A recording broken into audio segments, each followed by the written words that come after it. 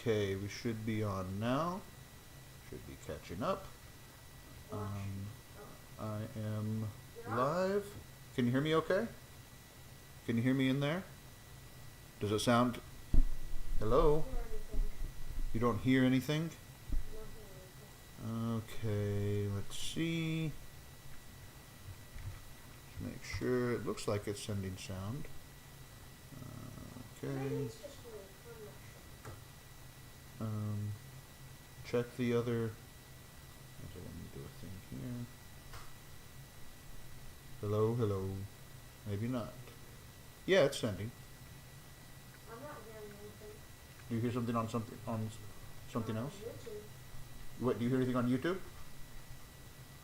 So it's just you. Yeah, it's just me. Okay. Yeah, it's fine. I can hear myself on my monitor here. It's fine. We're good. All right. I'll edit that out in post, as they say. So I am working on tomorrow night's Out of the Abyss game. So let's go to Roll20. Log in. Meanwhile, let me make sure that I get my D&D Beyond, handy dandy D&D Beyond, pulled up. There we go. And then finally my Google Doc. I think I'm going to set it up again like kind of a split screen. That's going to be better, I think. Kind of a split screen like that. And, okay, what do I need to do? Oh, let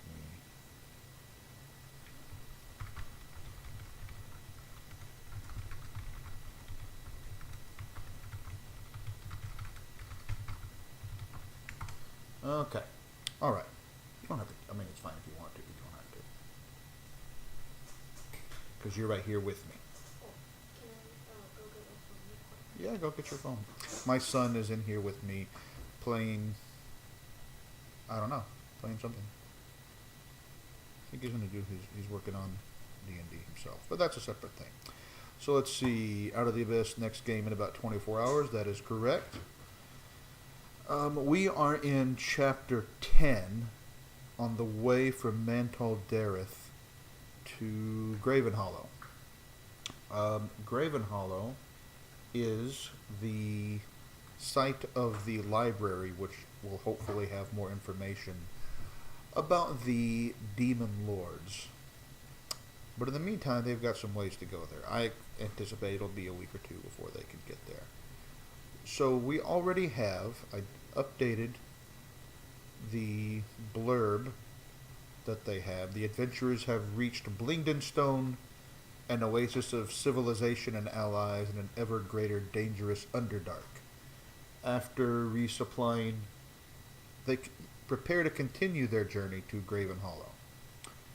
Okay. Minimize. I'm not going to go with the XP budget or group in yet right now. So looking at their next sets of encounters, they're going to leave Blingdenstone. They came, they did some resupply, which was good because a demonic ambush had killed some of their riding lizards. They're back up to 8 of them. They've gotten 12 new deep gnome, I call them rangers, they're really just deep gnomes. They might choose to change their equipment or something, and that's okay. Interestingly, last week, one of their dwarven scouts from the Emerald Enclave was killed by a beholder, and the druid reincarnated him, but as you may know, the reincarnate spell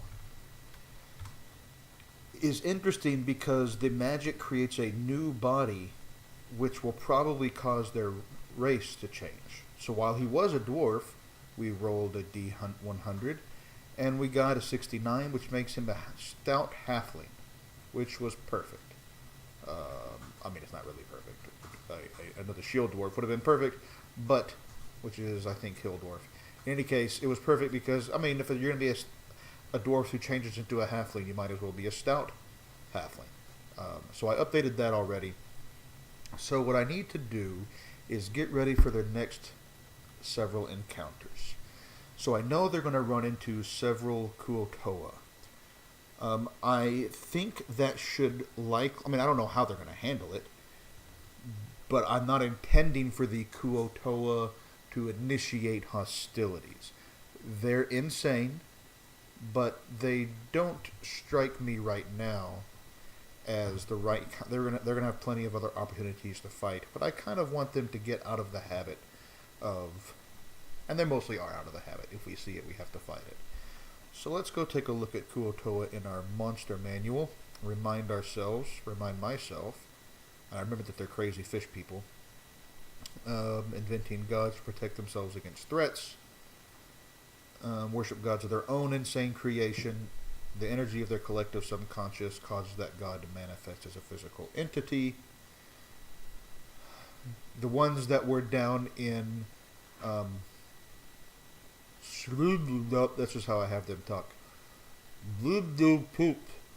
I'll wait to you, Mister. I like to I put my tongue in front of my bottom teeth, and I let myself kind of puff up my lips when I talk, and they also blue poop, and sometimes Limu Gugun, Demogorgon was who they worship down there. So we have the standard Kuotoa, which is what the random encounter table called for, which was 5 of these. That's kind of boring. I want at least one of them. I'm thinking I'm gonna, in case they do start to fight, which they might not.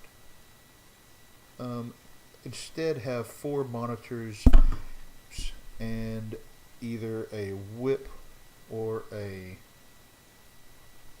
archpriest. So we're going to put that as 4 Kuotoa whips. I'm interested in any other ideas anybody else has,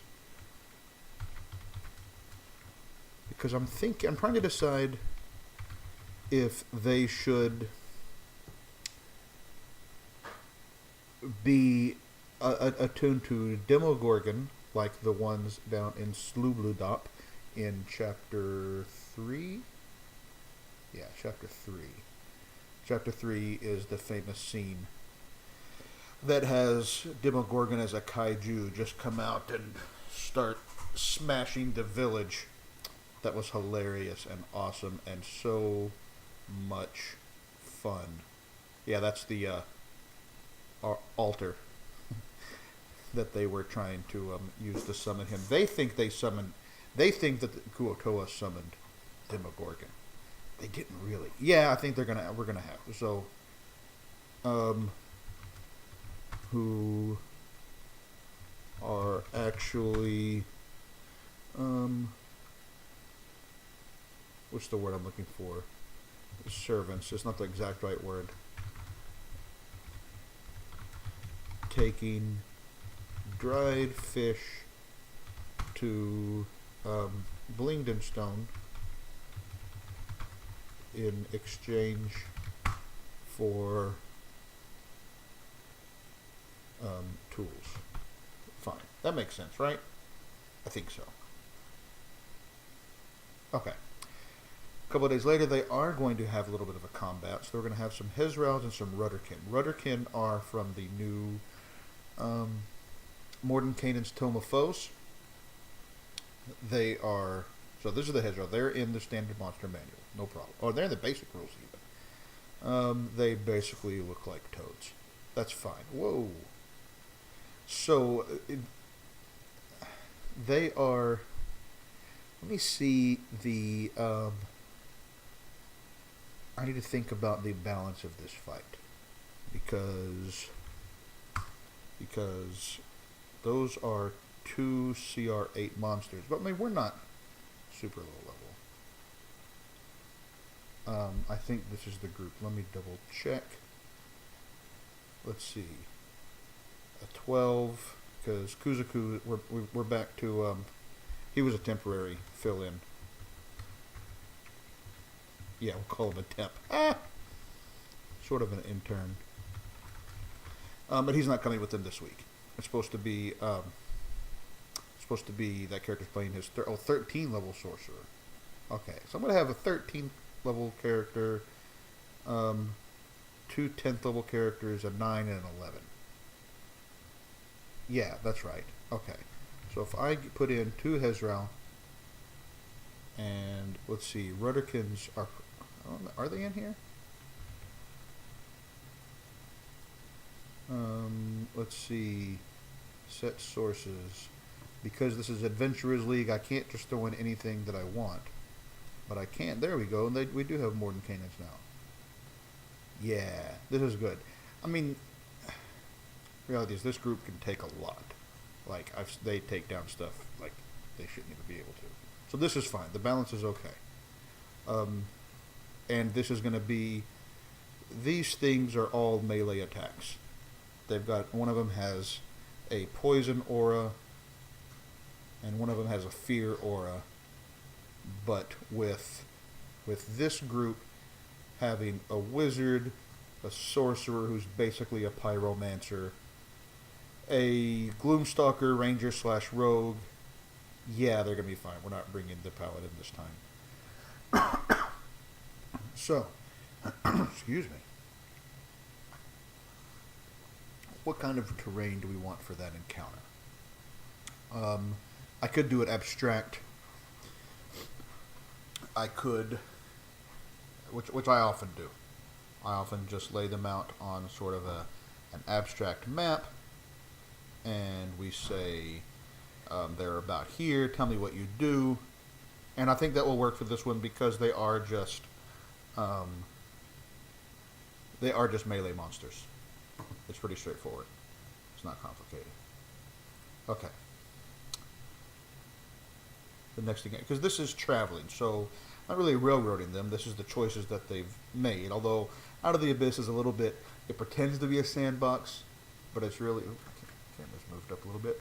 It really is more of a, it's not exactly, it's a sandbox, but it's mostly linear. Their choices matter. They can do things out of order, but they're going to end up choosing a line to follow. They're going to do different things. They can choose the order they do them in for the most part. And this has been fine for this group. I mean, I think that's mostly what they wanted. They've been happy with it so far. So it's good. So, what do we have after that? A brawl or other outbreak of violence. That's what I rolled. Let me go back and look here at the random events in Chapter 10. We had a discipline problem, brawl or other outbreak of violence. So what would be a reason why some of them might fight? Let's take a look at their... I got it.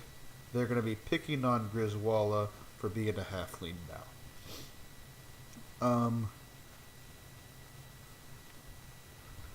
Lords Alliance. What are they? Are they spies or guards or whatever? Are making fun of the dwarf who is now reincarnated as a halfling. They haven't had any spoils to divide up yet. So I want to re-roll this.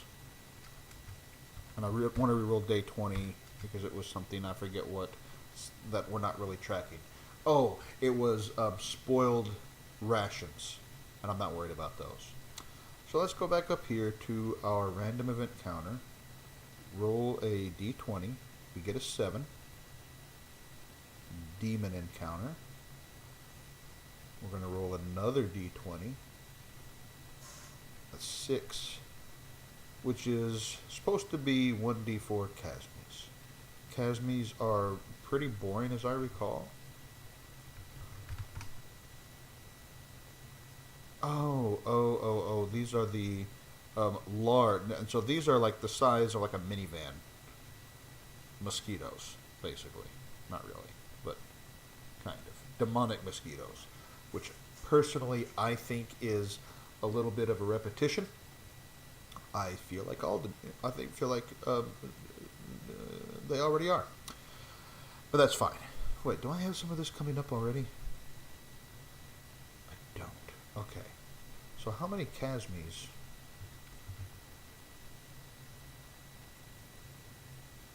It says 1d4. That puts it up at the same. Okay. So we're going to put demons, 4 Casmes. And they are... I'm tracking because I'm trying to get one of my players leveled up. They are 2,300 each.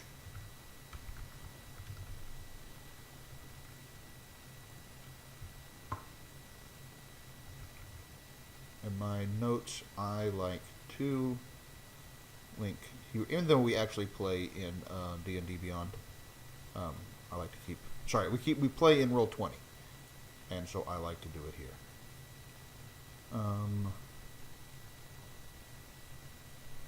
Okay. Aerial ambush. And oops, I can spell. What? Apparently not.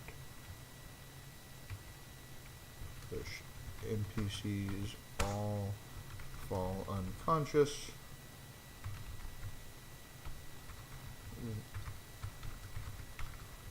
Leaving the PCs to save them. Perfect. Okay. Next, we're going to roll another d20 to see what happens next. 19 is spoiled supplies. I need to see. We're not really tracking the supplies. That is this.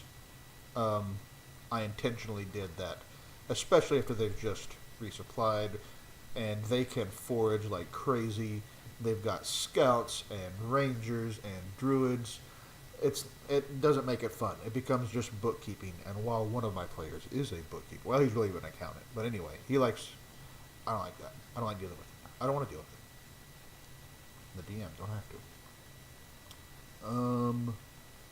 to. 11 discipline problem. Okay. All right. That's going to be a D6. Nope. D6, not D8. It's a 4. A 4 in here is a theft or dispute of the division of spoils. Back up to 15. I mean, I could just pick, right? But I want to try... Okay, madness. Now we're getting somewhere. One NPC party member goes mad. To determine the kind of madness, roll a d6 and consult the madness table below. Any of you use madness? This is one of the key themes of Out of the Abyss, and I love it. I wish I could. I think I will use it in more games. It just makes too much sense. It just fits the idea of, if you are in these, underground environments or fighting these horrible abominations against nature and aberrations and monstrosities and seeing violence every day and all of those sorts of things, it makes sense that eventually that would affect you. So we're going to have a d6. Let this be a 6. No, it's a 5, which is a long-term madness. No, none of those are what we want. Well, madness 5e is beyond compendium rules. DMG. Where's madness? Madness is here. Long-term madness. I mean, I have tables in here, but they're not set to, if I roll on them, it will show up in the chat, and then my players will know what was happening, which, I mean, I guess they could be watching now, but I don't think they would. But if it's right there in front of them, it's hard to ignore. The character is blinded or deafened on a 65, right? Yes. 25% of blinded, 75, okay. So I'm going to roll a d12 on a 1 through 3. It will be blinded. Anything else will be deafened. Blinded it is. Madness. Which character? So I've got here, not counting the. So there's 12 there, 12 gnomes. 1, 2, 3, 4, 5, 6, 7, 8, 9, 10, 11. And 12 is 23. So, Whisper DM, D23. What? Whisper GM, the generic name, 8. 1, 2, 3, 4, 5, 6, 7, 8. Olaf, I'm sorry, you're about to go blind for a while. Olaf, what is his name again? I should have picked that up. Olaf Rengi.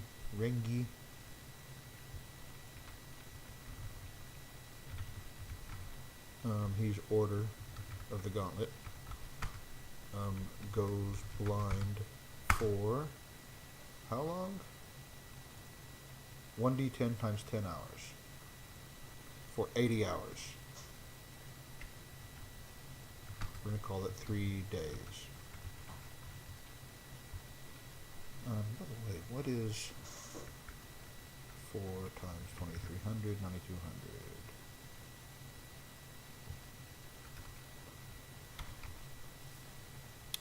Okay. The players told me they don't want the NPCs to keep participating in the combat because it cuts down their XP. So already this is going to be 16. That's already a good 3k for them. More possibly if they run into what to do with the Kuo-toa. Okay, poison NPC. All NPCs are poisoned for 20 hours under contained water. That's going to be fun.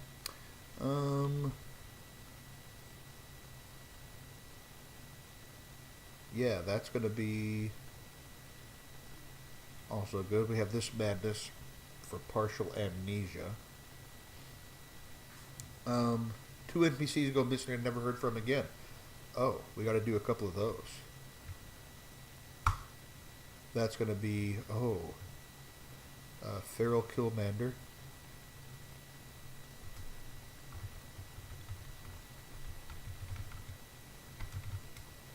And 1, 2, 3, 4, 5, 6, 7, 8, 9, 10, 11.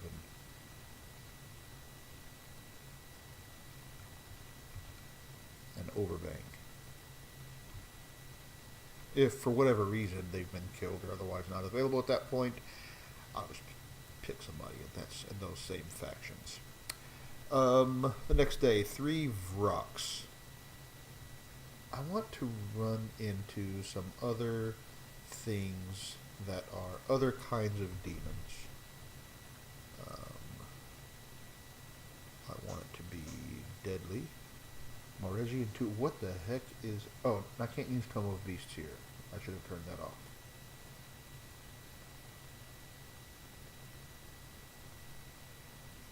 Two Casmies and 4 Dibbucks. Dibbucks.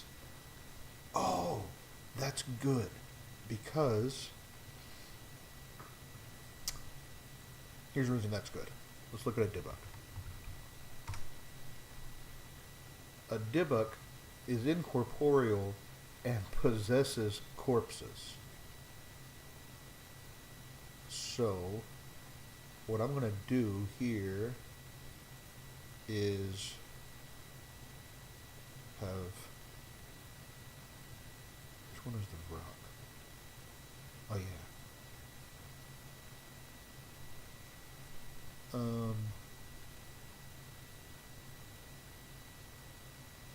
I want to do that? I'm thinking about if I want to have the Dibbuks here, dealing with the corpses of the 2 NPCs who went before. And I think I do. Right? Yeah. Yeah, I think I do. Do I have any other CR6s that I can replace it with? I could have... So let's see what it says about the Dibbuks. They terrorize mortals on the material plane and give them a semblance of life for a range of sordid activities. Hideous. They possess the first suitable corpses they find and indulge their hideous vices. And that's not quite as bad as it sounds. Well, at least not to me. What it does, they delight in terrorizing other creatures by making their host bodies behave in horrifying ways, throwing up gouts of blood, excreting piles of squirming maggots, and contorting their limbs in impossible ways as they scuttle across the ground. Now, I could do that, but here's the thing. When they possess the corpses of these other creatures, when I say other creatures, what I really mean are these other troops, we are thinking about how they're going to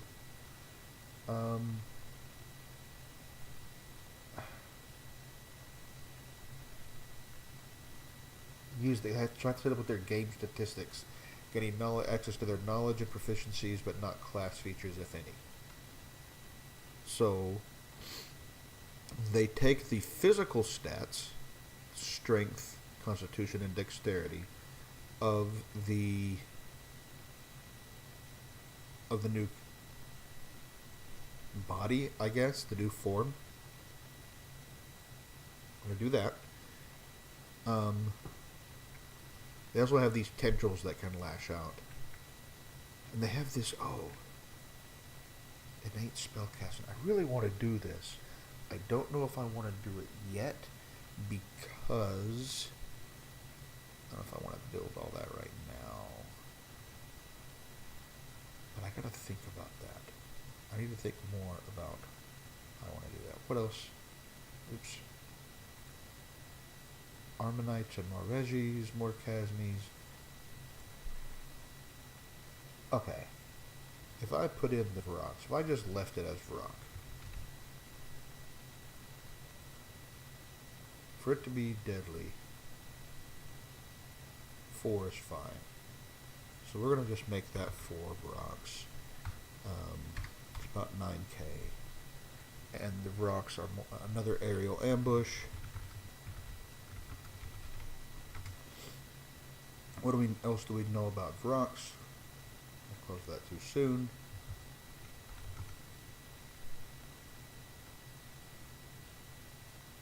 Stunning Screech. Spores. What do these do? The Stunning Screech, the spores poison them, and then it's basically a damage over time effect. Okay. Do the spores do anything else? It stinks of awful. Awful. No, awful in this case is like intestines and flesh and whatever, as I recall. Yeah, entrails and internal organs used as food. They like to release clouds of toxic spores. They turn against each other to lay claim to cheat jewelry ornamental stones. Okay. No, the Vroks.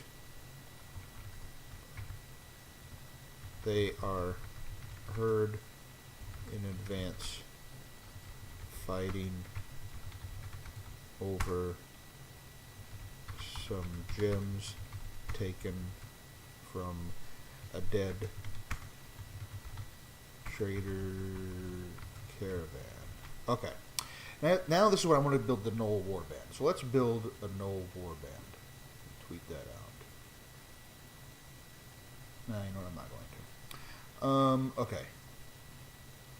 Gnoll Warband. Here's the thing. In Volo's Guide, we have all these rules about developing what.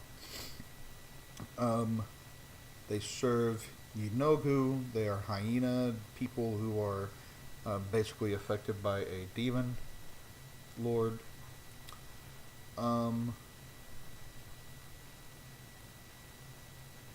Overwhelm the strong, spread far and wide, kill from a distance, leave no survivors. They move quietly when they're on the hunt.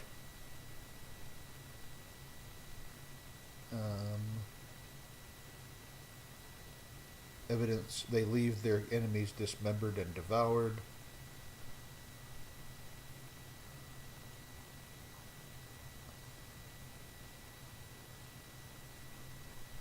Here's the thing. Also, a cautious and skilled gang can follow in the tracks of a Gnoll warband, keeping hidden and waiting for the creatures to move on after ravaging a village or town. The gnolls leave the town's gold and gems and other durable goods battered and gnawed, but still intact. Okay, that's perfect. That fits from a dead trader caravan that has apparently been devoured and disemboweled.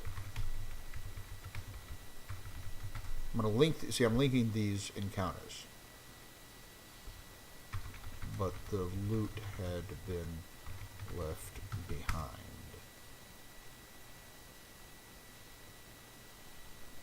Hey, can you turn down the sound a little bit, son? Okay. All right. So we have that. Okay.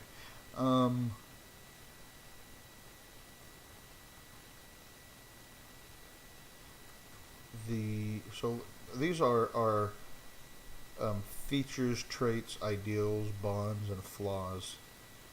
In case they talk to any of them. Empathy for gnolls about the cultists that sometimes accompany a warband. Okay, so the cultists that go with them. Okay, well, we might roll one of those up. But first, I want to build up the warband. So most of them are led by a pack lord.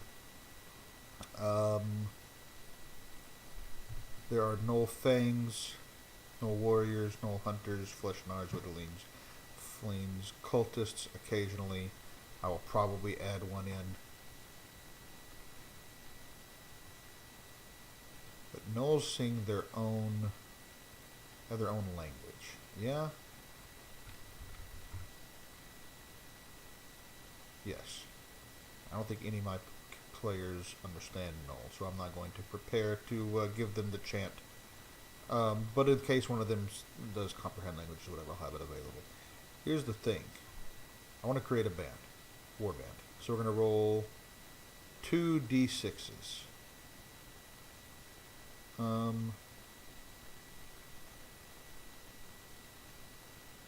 we're going to do that. 5 and a 2, which makes this the Rotted Hunters.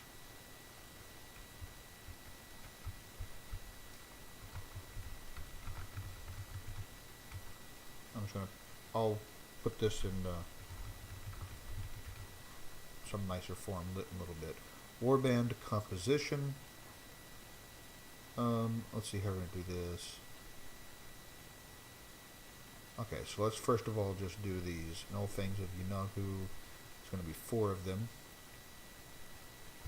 Composition. 4 fangs. I'll do that right now. Hunters, same thing. 2 hunters.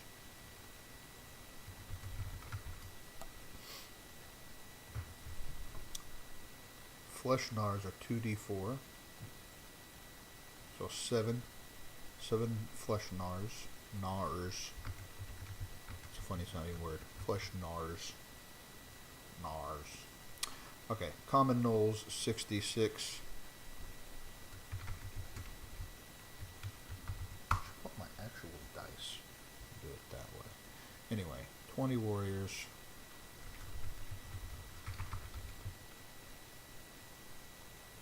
That thing that came out. Okay, where are my actual dice? Right here. Very handy. What else? How many hyenas? Let's get some actual dice. Actual, real dice. Something concrete. That's not too loud on the mic, I hope.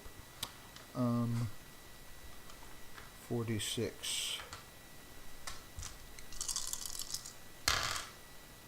That's good. Oh, that's almost all.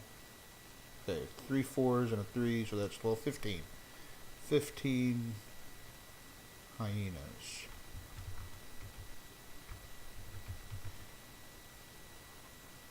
Leadership, a d6. That's going to be none. Number appearing modifier have. Oh, do I want to do that? No. I don't want to do that. I want to give them a Null Pack Lord. I know it doesn't stick with the vagaries of the dice, but the dice are just guides. Maybe more like guidelines. D20 for the special creature. We're going to have 2d4 Maw Demons. The Maw Demon. Oh, that's good.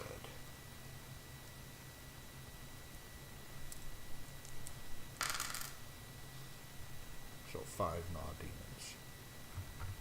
Special. No, you know what? I could do that, but what I really wanted to do was instead, not that. Go back here. They're not going to need any cultists here listed.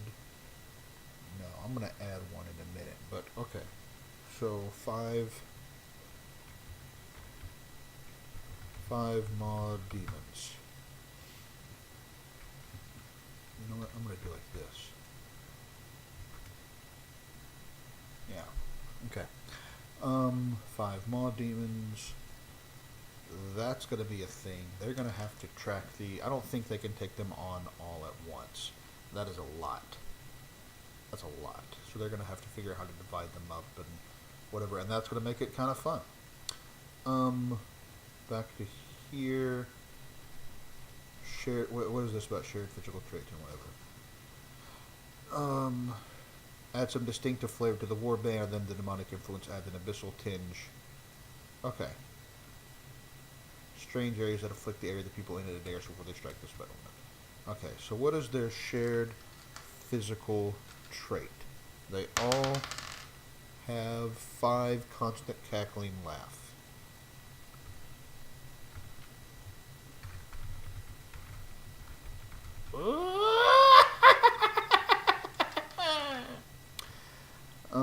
Notable behavior or tactics.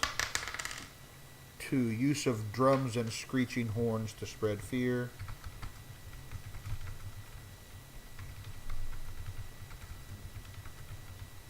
And then what I'm really going to do is I'm going to have this affect the group. This influence here. I'm going to have that affect them. None. No, that's no good. 2. Animals become rabid and vicious. Oh yeah, because they have 8 giant lizards.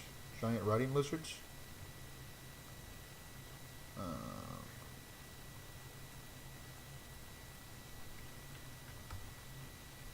So we're going to put this.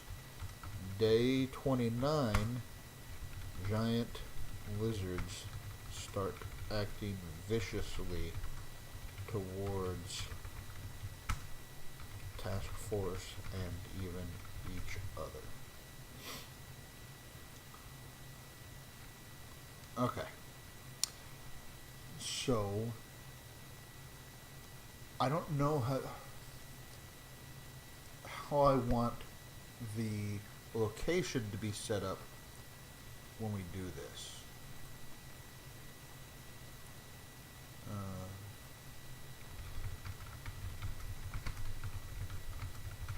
Kind of getting into set up this little warband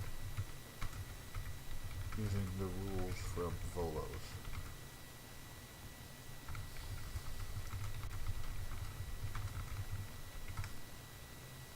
Okay. That'll make it for you. So what do we have? We have a set of hunters who have this constant cackling laugh. They use drums and screeching horns to spread fear.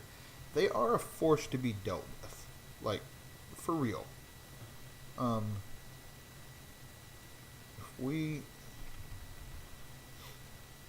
Even if we ignored the warriors and hyenas, even if they just ran into everything else, and they ran into 4 fangs, 2 hunters, 2 null hunters, 7 flesh gnars, that's already a good fight. But then on top of that, we add in the Pack Lord and 5 Maw Demons. And that's a lot of fireballs. That's really what it comes down to. They can do this, though. I might figure out a way to split it up. But what I really want is... Well, the first thing I want to do is I want to get rid of that old map. Because I ended up not using that anymore. Yeah, it's fine. What maps do I have in here already that I have pre-built that would be fun? So let's see. We have some of these. These are all from Gabriel Picard, who does fantastic work, and I love all of his stuff.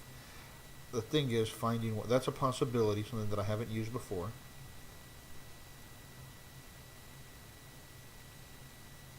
Dwarven Hold. Oh no, not a Dwarven Hold. Ruins. These are almost. These are good. They may not quite be big enough. I want this to be really, really large. Do I have anything that is really big? Let's see. Wait a second here. Go to Google Drive. I am going to do that one off when I get to it, just so I'm not going through all of my personal documents on screen till I get to the maps. The map, the map, the map, the map. Okay. What do we got here? Do I have anything that would be particularly useful? I haven't been keeping my archive here as up to date as I otherwise might, because I've been doing a lot more theater of the mind, and I've been doing a lot more from the books, and so I haven't needed to have like a really big. How big is this? Not quite. I mean, this could work. This is not impossible. As fantastic terrain as kind of a cool location. So this is a possibility. This is one possibility. Let's open that in a new window. Good work from Mike Schley. Yes, that is how you pronounce his name. Okay, so that's one possibility. What's this? Closely layered. No, that's too small and almost too boring, I guess. For this purpose, I mean. And from Dyson. So Dyson always has good stuff. Not all of it works well in a virtual tabletop. Some of it does. I could just go to his site. I want something really big. No, you know what? Here's what I'm going to do. I'm not going to... not this time anyway. I'm not going to use his stuff here. I am going to do two things. I am going to, first of all, grab one of these that I haven't previously used, but as a cave. I don't want ruins exactly. I want an actual cave. That's important to me for this particular thing. So I guess this warren will be fine. So let's set up a new map. Okay. Go to the map layer. How big are they? For this, I do need the whole. You know, I can go like this. Yeah. I want a buried fortress. Where was it? Oh yeah, warren. This is almost okay, but too small. Okay, warren. Do that. That's a square. If I do it that much, it's going to be hard to grab the corner. I have learned this the hard way.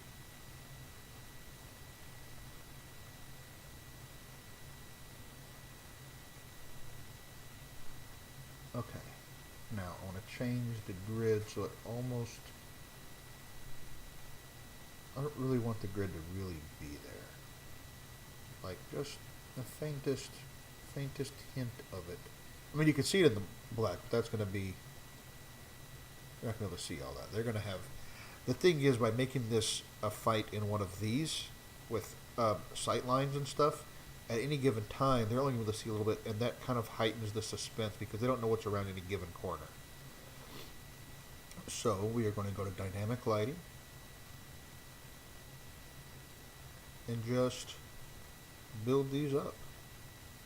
This won't take but a minute because I'm not going to be super precise with it because that's not necessary for this purpose. We only want, the idea here is to heighten the sense of, well, I mean, almost claustrophobia, kind of. You are in this tight space. You can hear cackling from around the different quarters. You can't just set off big fireballs everywhere because you're in tunnels. That makes it difficult to fight these big numbers when you're being swarmed from all sides. And they just keep coming.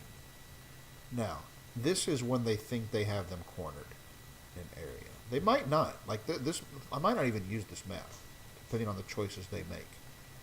And as I always say, that is perfectly okay.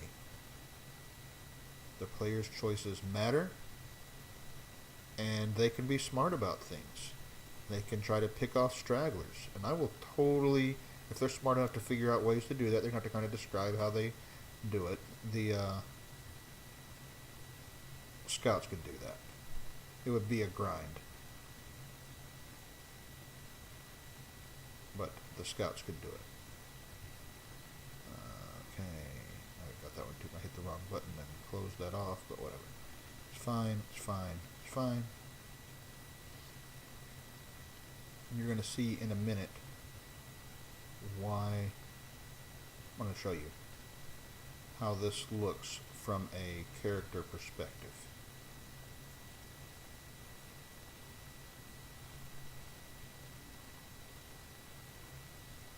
What this will, I'm also going to, it's not lit. I can't remember if they all have dark vision or not. They are probably not going to bring their NPCs in to here. I mean, it's up to them, but knowing them, knowing the choices they have been making, and what they have told me that they want, how they want to do things, that's enough for that. I expect that's not going to be a thing. Anyway, I'm not going to have global lighting, global illumination in here. So dynamic lighting in Roll20 gives you two things, right? It lets you set line of sight like this is one possibility, although you don't have to, right? You can just have, you could be out in a field at night and there are no line of sight walls. There are just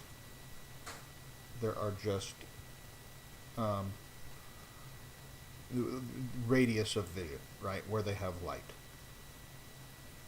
Or you can do this and have everything be global illuminated and they just can't see through walls. So think of yourself like in a brightly lit interior building, right? That is ugly. There we go. Do it like this.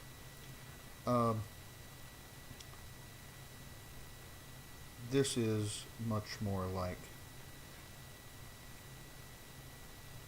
the former, right? This is a cave. There are walls. There is no global illumination. Oh, it's not even like that. It's not like either. It's a combination of those two things. It's a dark cave. Dark and dank. Everything is terrible. It smells. You can't see. The walls feel like they're pressing in from all sides. I'm doing too much detail on this. I'm getting carried away. Hang on just a second here.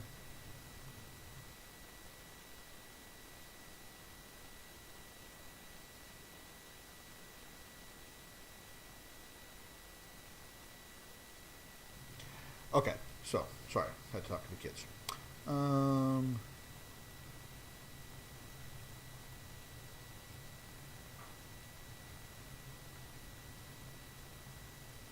finish off some of these interior walls. Again, I was getting a little bit too precise for a little while. And they're going to be like, hey, it seems like I can kind of see this. That's fine. You can hear things. Gnolls are not particularly sneaky. Like, that's not going to be the thing. Gnolls are loud and smelly and insane. But because they are in these tight caverns, they are going to be tough to hunt down and kill. That's the idea.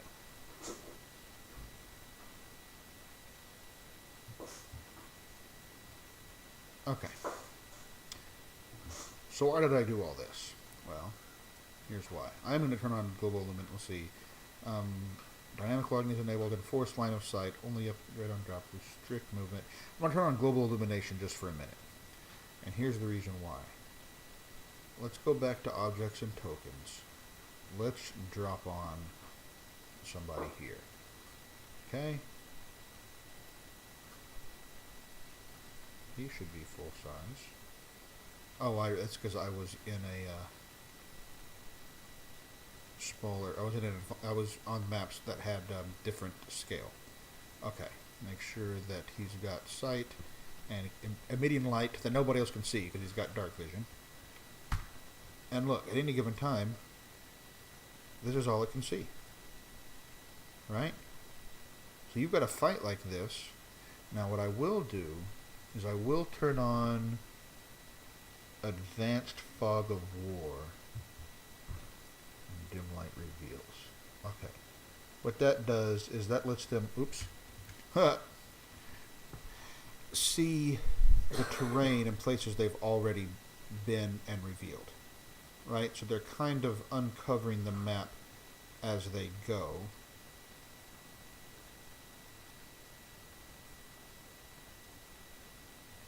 And that's good. That avoids a lot of just back and forth with the players. Wait a second, could I see this? I saw this thing before. Where was that? My character would remember, even if I can't. It's a phrase that I frankly hate. I mean, first of all, you should remember. And second of all, you should take notes. But whatever, it does happen. I have done it too. I just try not to overdo it. Let me make sure that all of these things are the correct size. No, this is when they were in these big... the token sizes are holdovers from a map that was on a different scale. It was that village. Slubludup. I love talking as Kuotoas. I do. It's insane.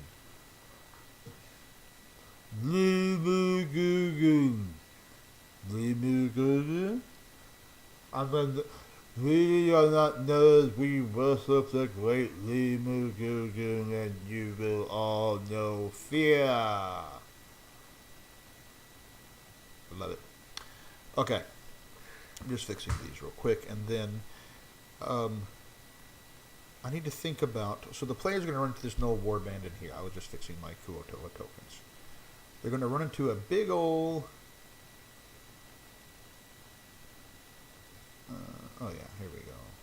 We're going to unmaximize that. Pull this back like it was. Okay, they're going to a big old Gnoll warband, the Rotted Hunters. And there needs to be at least a couple of cultists. Gnoll cultists. What kind will they be? So, up here... Humanoid rabble. Humanoid. What kind of humanoids would be accompanying them? Rarely includes orcs, humans, or others that have sworn loyalty to Yeenoghu. The Gnolls treat them as they would other Gnolls, refrain from killing them so long as they join in the slaughter when the band finds prey.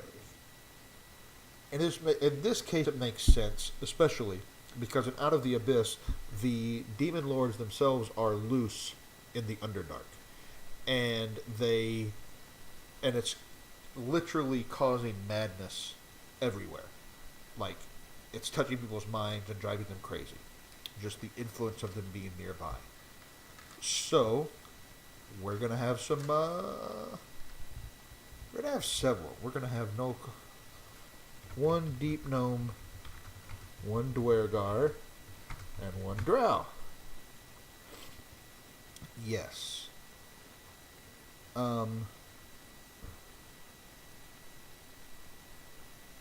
That's good. Go back up here. Physical features. No cultists, so let's do this.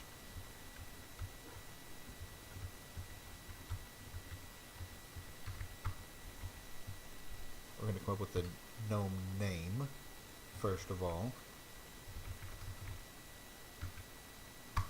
Oh, you know what? I like that other idea.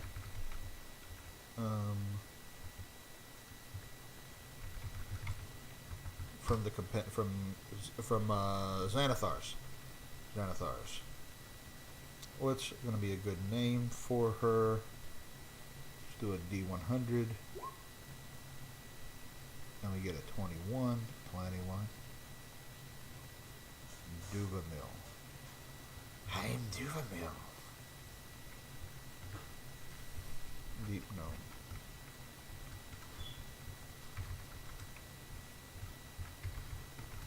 What is her physical characteristic?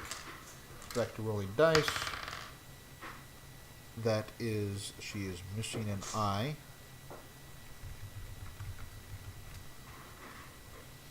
Her personality trait is, once an enemy defies me, I dedicate everything to its destruction. Ideal. Let's do it like this. Trait. Ideal. Rolling dice again because it's fun that way. Paranoia. Others are planning to kill and eat me. I must find a way to kill and eat them first. That's good. Bond. Why am I getting 4s every time? Okay, I need a different die. That one's rolling 4s like 4 times in a row, and that's weird on me right now. And there's a 6. Okay, Bond. I devour the weak to purge them from the world, strong to blunt their power.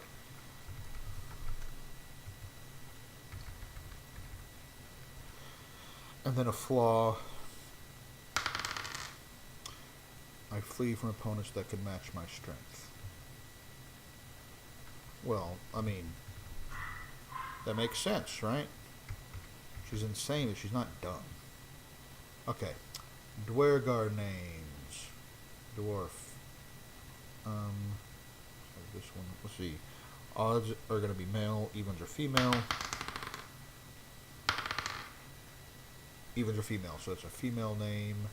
And another D100. 63. Olunt.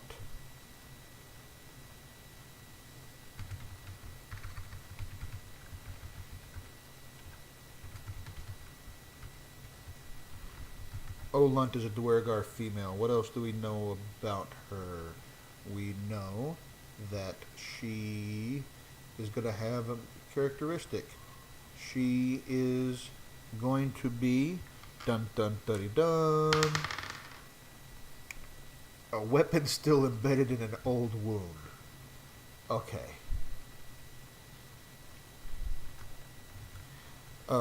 Yeah, she's gonna have like a crossbow bolt, and it's in her gut, and it's festering, and it's nasty, and arrow in the gut, which is not the same as a crossbow bolt, but whatever. It's fine. I like rolling on these tables. It's fun. It forces me not to just choose, and it ends up being samey. Sometimes I change the result that I get, and that's okay, because I don't do it very often. Hate the sun, travel only by night. Doesn't make any sense. They're in the Underdark.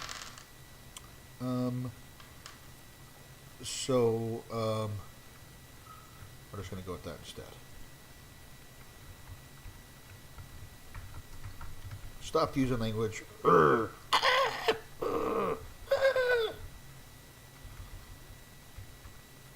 Not weird at all. Yeah, totally weird. They're insane, demonic cultists traveling with hyena people. Roll that beautiful beam footage. We're going to get slaughter if I destroy the weak. I please Inagu. Evil. Bond. What's our bond here? Yunago's Omens guide my every choice. I don't know how that's going to play out. Maybe whatever happens, they see blood or whatever. I don't know. And then finally a flaw. As if they don't have flaws already. I flee from opponents that can match my strength. Okay.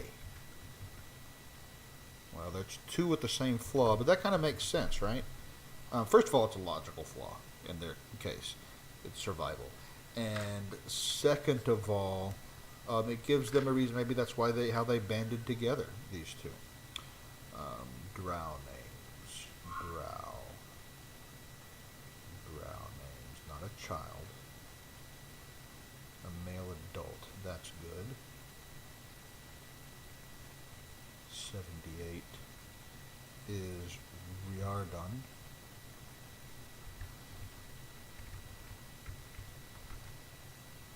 Drow male. What do we know about this guy? We know that he... Nope, wrong one. It's gonna have something... I hope it's really something crazy. Like vestigial... Yeah, no, I'm just gonna do it. Vestigial twin embedded on back. Yes. Oh, that's so creepy. That's so creepy. You see, when he turns around, you see what looks like a small drow fetus embedded into his back. Ugh! It's going to be great. It's going to be so good when my players see that. About 400 hobbits. I'm not sure who that is. But if it is somebody in my Out of the Abyss game, you probably don't want to watch this. You probably don't want to watch. Because it's going to be ruining things for you. But if you are not in my Out of the Abyss game, please hang out and give me ideas. That is why I'm streaming it. Let's chat about it. Personality trait. Should I be watching this, Kyle? Who is that? Is that one of my friends? One of my friends? Don't know. Can't see. Okay. Personality trait, my berserk fury.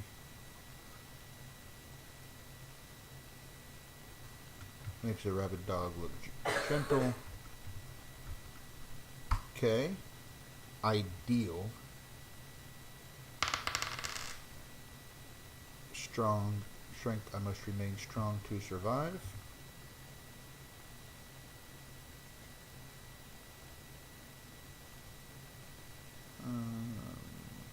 Well, I mean, yeah. Bond. Or the sound of rolling dice still. The little beep in Roll20 is nice. But it's not the same. I can't hear it now. I don't know why. It's fine. It's fine. We say 6. I devour the weak to purge them from the world strong. I already did that. But that's okay, because again, that gives they have shared philosophies. That's part of why they are together. Right? Right. 1, I lack tactical guile and rely on overwhelming attacks.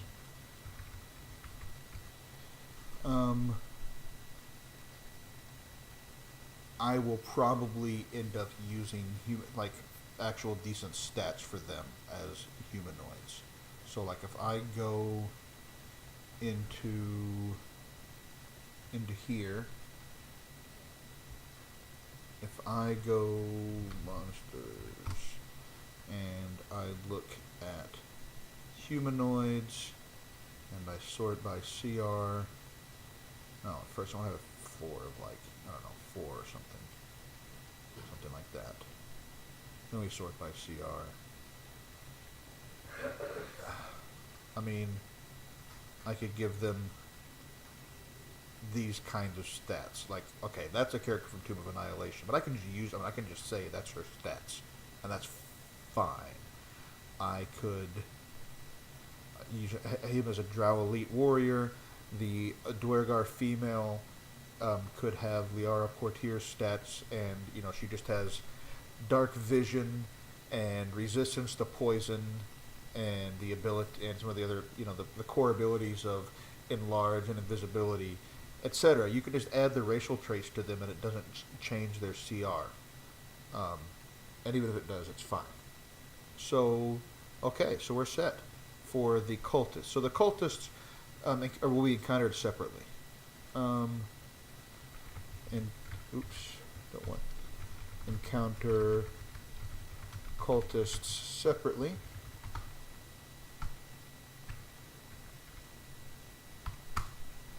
Play up the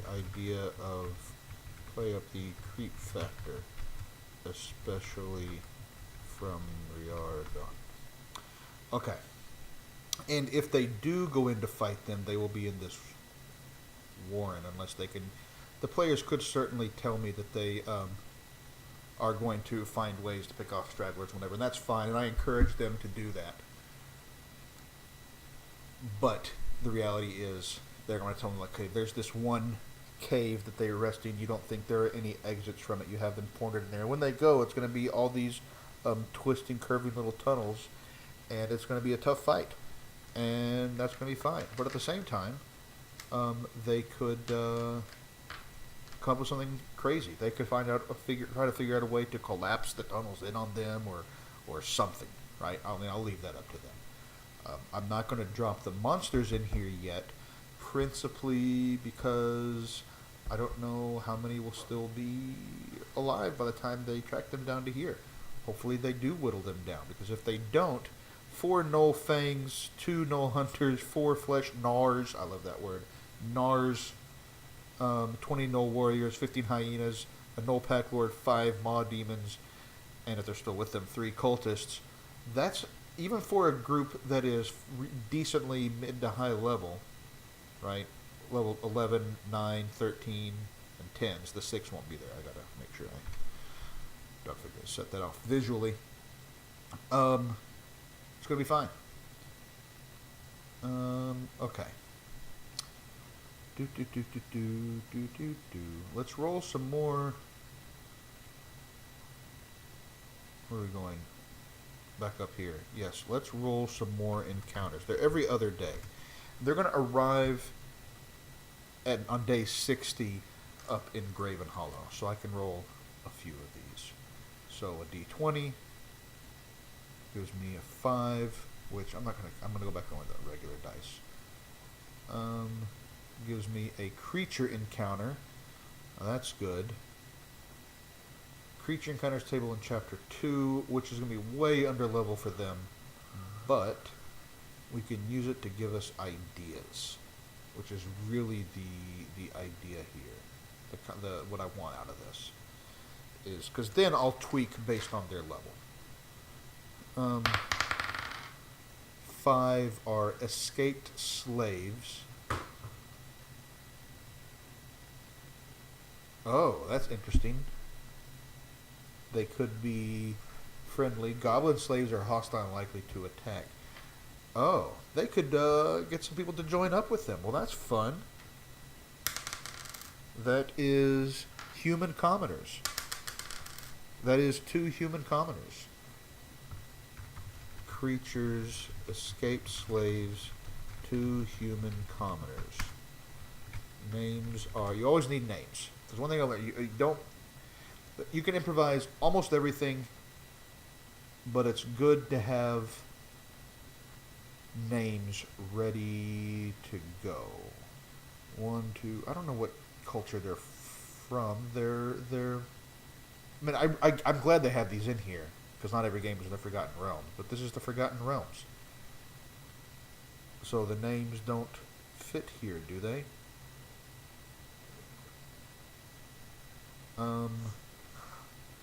No, I need Faerunian names of some sort. Yes, Sapphire Riot. I have the Legendary Bundle, so I have all the books. This is using, in this particular case, Out of the Abyss, which is an adventure. I think it was the third. It was a third adventure storyline released for 5th edition. So you had Tyranny of Dragons, which is Horde of the Dragon Queen and Rise of Tiamat. Then you had Princess of the Apocalypse, and then you had Out of the Abyss. So they're in the Underdark. The idea here is that they are leading this task force. It's a pretty decently sized task force. Map. Yeah, some of these are the player characters. Some of these are the. Oh, you know what? Better yet, I have the campaign landing page that I built out. So here's the campaign landing page. Let me maximize this so you can see it. That shows these are the 5 player characters here. They got some allies by making alliances up on the surface, and then through alliances they had made when they were down in the Underdark the first time, when they were escaping out of the Underdark. They did a lot of work with the Deep Gnomes in a city called Blingdenstone.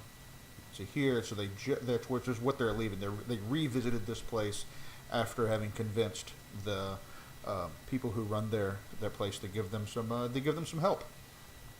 So they are traveling now from here to Graven Hollow, which is sort of a stone giant / Speakers of the Stone, kind of not exactly elemental, kind of like Underdark druids a little bit. A library to try to get more information about why the demon lords are loose on the material plane. That's the goal here, but they've got to get there, right? So they are. I'll show an Underdark map. They are here. They're actually kind of on Blingdenstone. So they came back down to the Underdark here in Mantal Dareth. Sorry for the pixelation. It's kind of zoomed in so I could have the hex map, and the quality of the map that I got wasn't that great. And they are headed over here to Graven Hollow. So this is where they're going. That is a good long ways. They're going around this worm writhings area. And that's okay. They just don't want to go in there. They'll go in there later. They'll go in there later.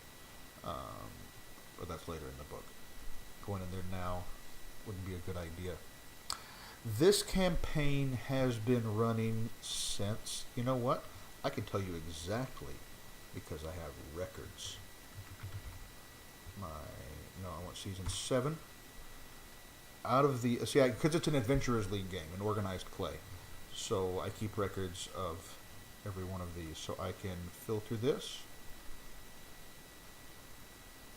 Filter, see, clear, and I want DDHC Out of the Abyss. We had our first session in October. I would guess that we are a little bit more than half. We took a little bit of a break, as you can see here. We took a little bit of a break for other players to DM some things, and I needed to take some time for some family stuff and whatnot.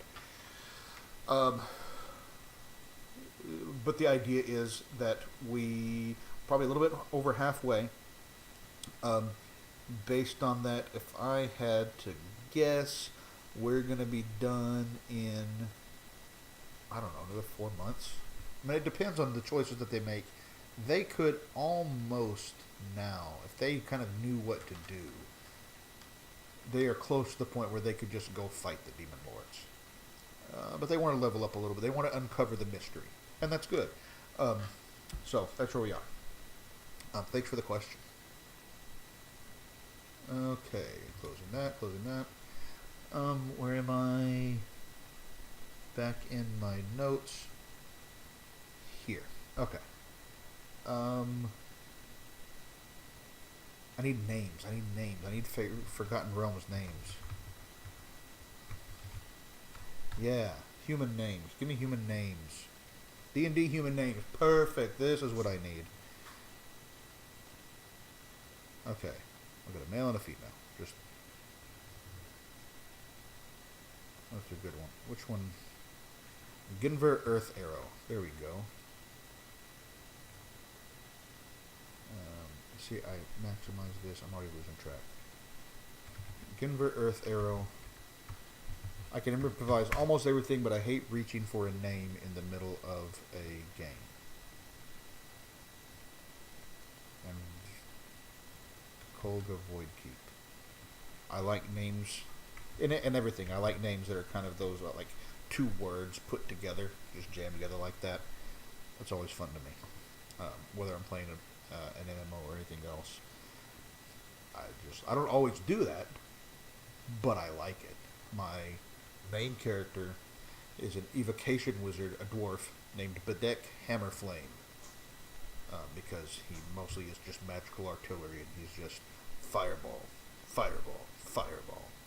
I mean, there is more to him than that, honestly, but that's how that was the initial genesis for him, and then he kind of developed over time, and he's a pretty typical dwarf, though. Okay. Day 34. What is this? Let's go back to the random encounters. Nope, that's the wrong chapter. Into here. Again, I roll on here, and then I see if I like the idea or if I want to tweak it or whatever. But it's a good place to start is with rolling on these. 18. Well, see, because we're not tracking the supplies at that level of detail or granularity. 16 poisoned NPCs. That's good. It doesn't make sense to have spoiled supplies because between the amount of supplies that they're carrying, between their skill sets in the party, it's not something that I want to track at that level of detail. And they do have access to purified food and drink, so I'm not going to worry about it. One or more NPC party members are poisoned for a while by eating tainted food or poisoned underdark mushrooms. See, that's easier to do. There's a roleplay you can do with that, right? I have one earlier where all of them were poisoned for 20 hours from drinking tainted water.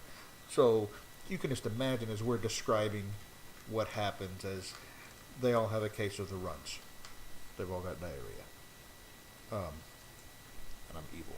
But that's only the NPCs in that case. It's still going to be the case here. So let's see. For another 20 hours, because I rolled a 2 on the D10.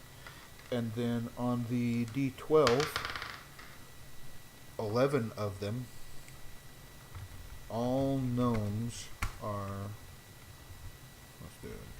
poisoned NPCs, are poisoned for 1 day from eating bad mushroom. No, not all the gnomes, all the surface dwellers. Because the deep gnomes would know which ones are poisonous, right?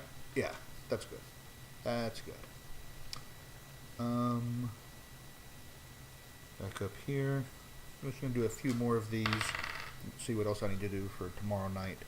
One more demon encounter, because I don't think they're going to get this far into it. Demon encounter. If I do this. Demons. I'm mostly just rolling to see if we get Dweeblex. That would be so fun. I might just do it anyway. No! 1d4 Barlgiras. Barlgiras are the big, like, gorilla-looking demons. Okay. New here. You know what?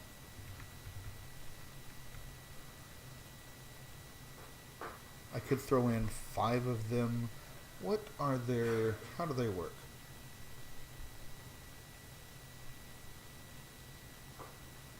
Reset all filters. Barlgira. Filter. Yeah, that's the one. Doesn't he look friendly? Oh, I never noticed that little detail before. The monster menu, I didn't really look that closely. Of the jewelry or chain. I guess it's a chain that it broke off in its jaw. Tasty. Looks like a hulking orangutan, tusk jutting from its jaw. Again, this is just a set of. I really want to use, though. I really prefer to use something from Mordenkainen's that they don't know. Although not, some of my players are really experienced and have the monster manual memorized, and some of them aren't. Right, so I want to kind of show them some of the classics, and mix that in a little bit. But for now, for this one, I'm just going to do that because I want to give them the classics first, right? There's going to be plenty of opportunities to go through everything else. Okay. I just want to get through day 40. That will be enough. There's no way they're getting through all of this in one night, especially that Null Warband. That's going to be a lot. And then depending on what happens, I might take stuff out later. We'll see. Day 38. Vanishing NPCs. So good.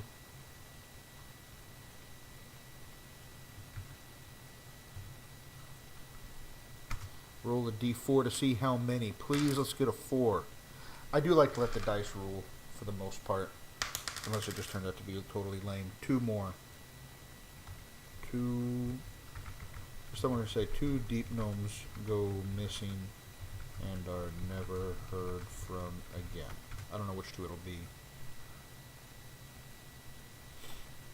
No, the two Enclave dwarves, so that my ranger rogue is forced to do all the scouting himself again. And then finally, come on, Dweeblix. I'm not going to throw Dweeblix at them unless the dice actually give it to me. Creature encounter, which is this. Not that. Creature encounter is from chapter 2.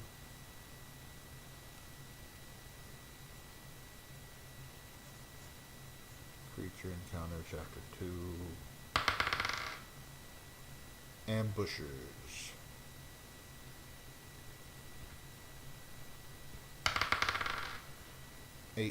One Umber Hulk. So Umber Hulks are okay, and they're good, but they're also only CR 5. So I need something else that is similar in feel. Like, I want to respect the intent of the dice. That's not really a thing, but I want to respect the intent of the dice. Underdark. I need something that kind of burrows and is an appropriate challenge, or typically, like, the thing is that Umber Hulks, I don't think, travel in packs. And if they did, I would probably use them. What about the Kruthix? I could have a bunch of Kruthix at them. Yeah. So Kruthix are in Mordenkainen's. Mordenkainen's or Mordenkainen's? I can never remember. These guys, they're reptiles, but they're covered in chitin. Hunt in packs. Perfect. So Kruthix. I want a Kruthic. New, random, deadly. I always throw deadly at them.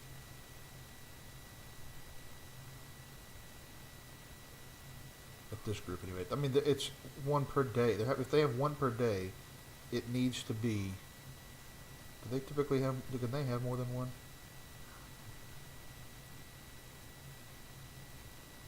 Yeah. Okay. So Kruthic Hive Lord. I'm not going to have any young Kruthics. I'm just going to give them. Does anything else travel with it? They can feed on carrion. They prefer live prey. They like constructs, elementals, oozes, and undeads. What kind of constructs would they have? What kind of constructs are in the Underdark? Are there? A retriever? Well, first of all, it's CR-14, which automatically makes it awesome. But what is a retriever? A potent, spider-like construct conceived and built by the Drow to prowl the abyss and capture demons for the Drow to enslave or use in their rituals. Well, that kind of fits, doesn't it? It does. So what happens if I throw in a retriever? Oh my gosh. Is that too much for them? Is a retriever by itself too much? Maybe.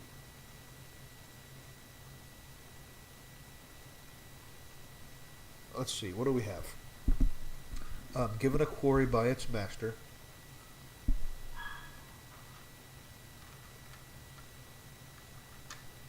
Or a general type of creature the master has seen before. That's good. It can do plane shift only self and up to one incapacitated creature, which is considered willing for the spell. And web. Foreleg, a force beam, and a paralyzing beam. Oh yeah, that's what we're using. Day 40. Creature, 1 retriever. Oh my gosh, this is going to be so awesome. So awesome. Oops. There we go. Let's build this thing out real quick. Let us go over to here. Well, no, first of all, let's go in here. We're going to add a character.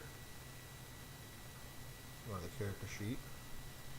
Change this to retriever. And make it an NPC. There we go. And now we're going to fill it out. By going back here. Boom. Bing, bang, boom. It's like a... Looks like a huge, giant robot spider. That's going to be awesome. So I didn't even know they had these. This is in the new book.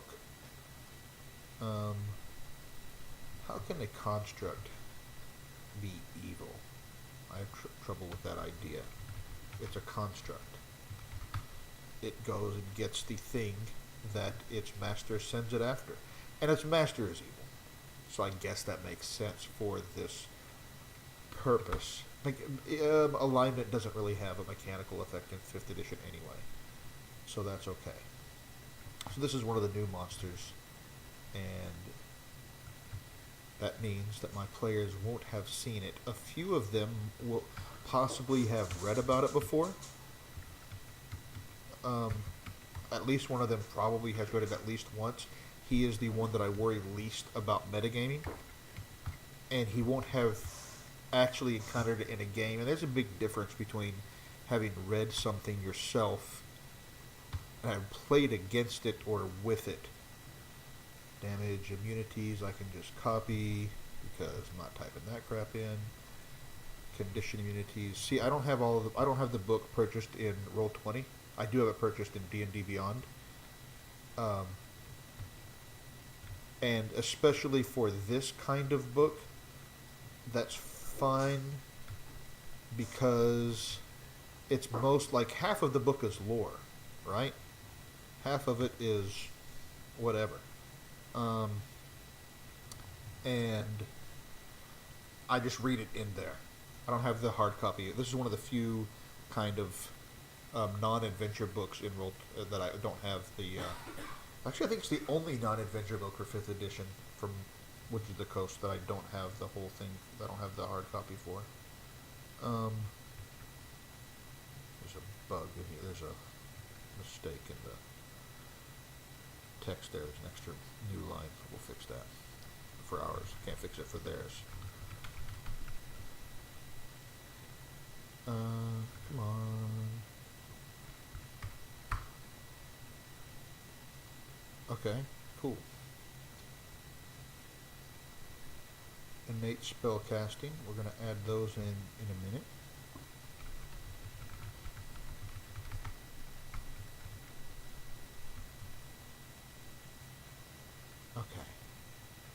what I can do here is spellcasting.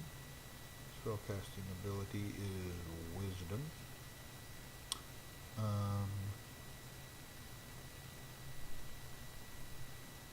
It's DC 13. That's mostly for this purpose, but I'll add in a minute. There's really only 2. Okay. Actions. Multi-attack. 2 4-leg attacks and uses one of its beams. 4-leg is the only one that is mildly 10-foot reach, 11 to hit against 1 target, 2d8 plus 6 plus slashing. Why are you taking away everything I type in? Stop it. Okay.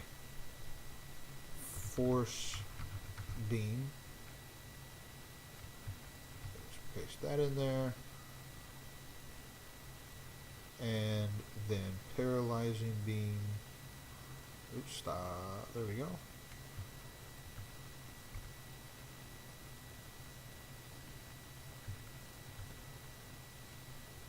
Okay. Okay. Then I'm going to put this back in and then add plane shift and web 3 times a day each. Because I can't add spells in when I have the window popped out like that. Oh, thank you, Sapphire Riot. It took away the 1. Why? Thank you for catching that. I didn't even notice. That still should be right now. Okay. So now, because I have this over here, now I can add in plane shift. Actually, not first I like to click in here just so there's less stuff to do. Plane shift is innate 3 per day. Okay. And the same for web.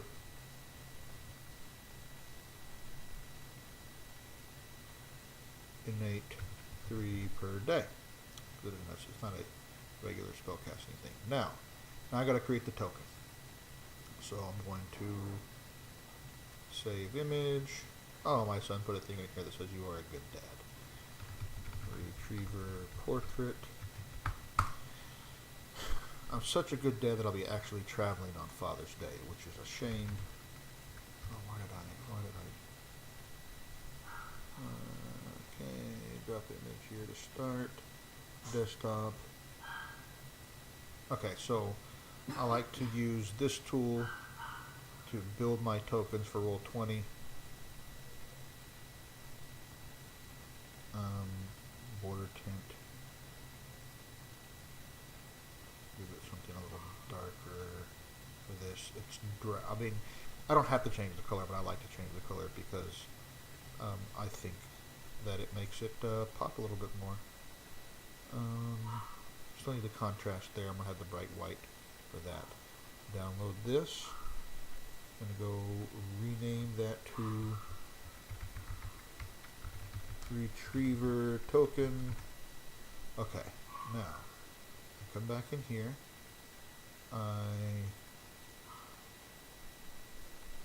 That here, the retriever itself is large, so that's 2 by 2.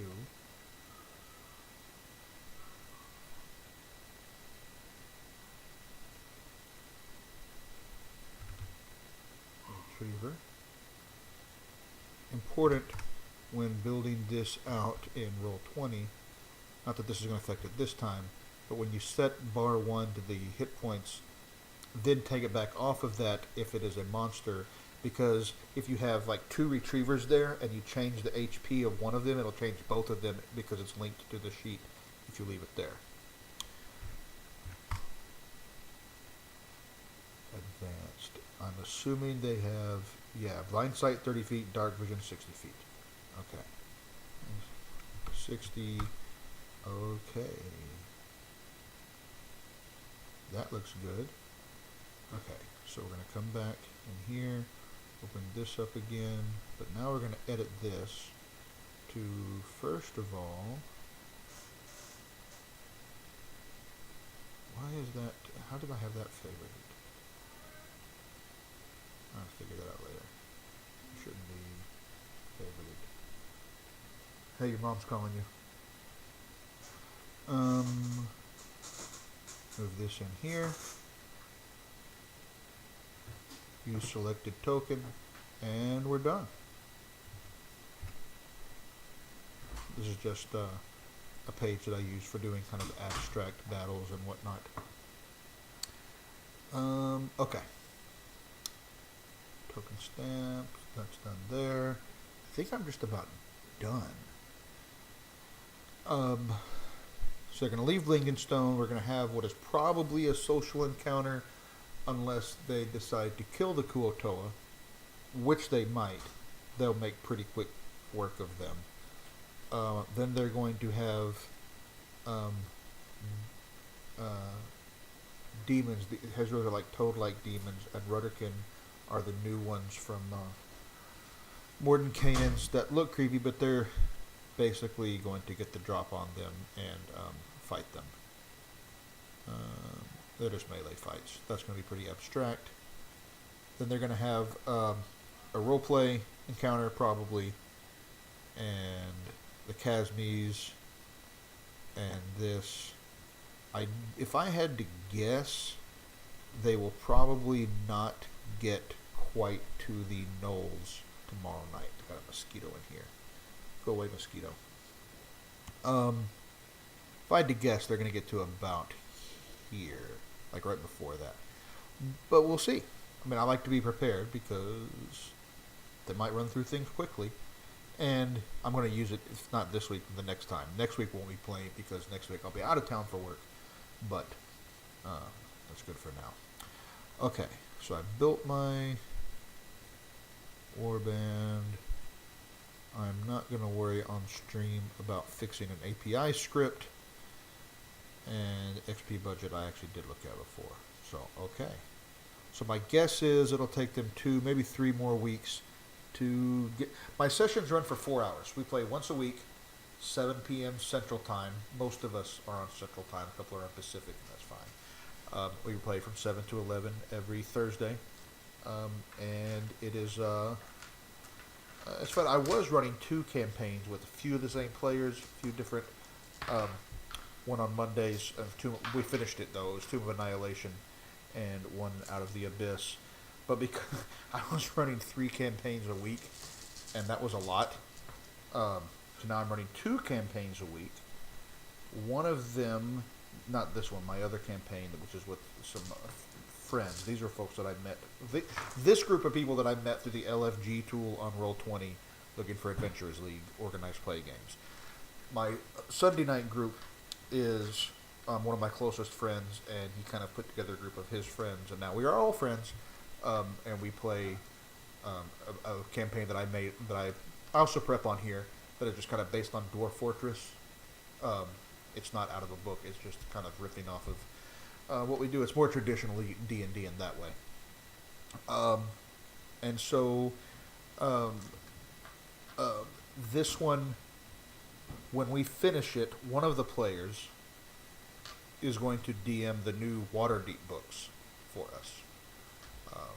I'm especially looking forward to playing in the Dungeon of the Mad Mage. I love urban intrigue and all of that, but I haven't gotten a chance to really play in a dungeon for a while, and that is going to be a lot of fun, I think. Especially one that's a traditional mega dungeon, and I love traditional mega dungeons. Anything else here? My campaign homepage is all set. I guess that's it. You do my Friday nights based on Golden Sun. Play games Saturday nights based on Avatar: The Last Airbender. Oh, my one of my players was playing a character for a while. That was no, he wasn't. My daughter she plays a monk. That's what it is. My daughter plays a monk, that is Way of the Four Elements because of Avatar: The Last Airbender, and she loves that character. It's the first. She's not her first character, but it's the first one that she's really like dug into. Um, and Golden Sun, I'm not familiar with Golden Sun. Is that like? It's not Dark Sun. I don't know Golden Sun. I'm not sure what that is. What I want to do when when this campaign and my other Dwarf Fortress campaign, oh, it's a video game series. Okay, that's why I want to run a campaign based on the world of Kaladesh from Magic the Gathering.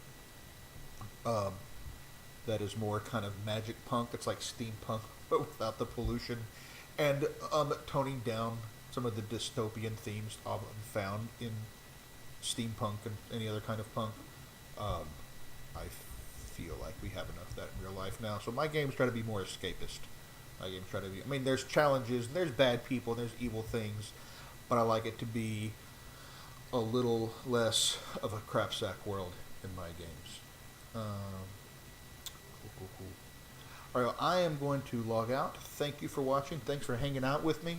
It makes this more interesting for me anyway than just sitting here and watching or doing this by myself for a few hours and feeling sad and lonely.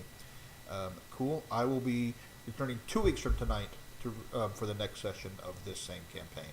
So next week I'll be off. Good night. Thanks. You too. You have a great day, evening, whatever time it is, wherever you are.